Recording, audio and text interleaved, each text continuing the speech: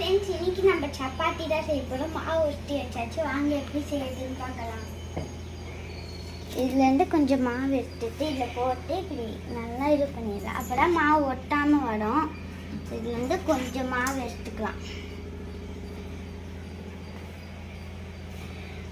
கொஞ்சமா இதுலயும் போட்டு பிசையலாம்.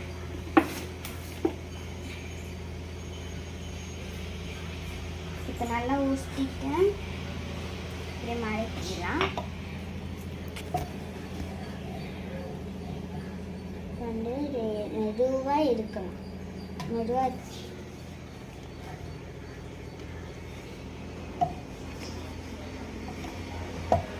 போடணும்.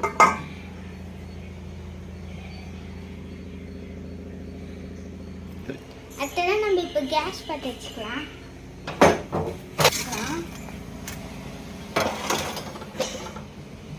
தோசைக்கல்லையில் லைட்டாக எண்ணெய் ஊற்றிக்கலாம். இப்படி சுற்றி ஊற்றினா நம்மளுக்கு சுற்றியும் எண்ணெய். இப்போ தட்டின சப்பாத்தி அதில் போடணும். போட்டாச்சு. போட்டுட்டு ஒரு லைட்டாக ஒரு ட்ராப் எண்ணெய் ஊற்றணும்.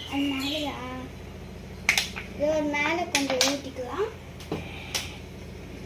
ஊற்றிட்டு போடணும். இங்கே கொஞ்சம் வேகலை. ஆனால் நம்ம சப்பாத்தி வெந்ததும் இப்போ திரி போடணும். வாங்க வெந்துச்சான் திரி போட்டு பார்க்கலாம். கொஞ்சம் தான் வெந்திருக்கு. இப்போ கலர் ப்ரௌனாக வரணும். நல்லா கலர் ப்ரௌனாக வந்தால் தான் அது வெந்துச்சுன்னு அர்த்தம். நல்லா ப்ரௌனாக வந்தால் தான் இது நல்லா வெந்துச்சுன்னு அர்த்தம்.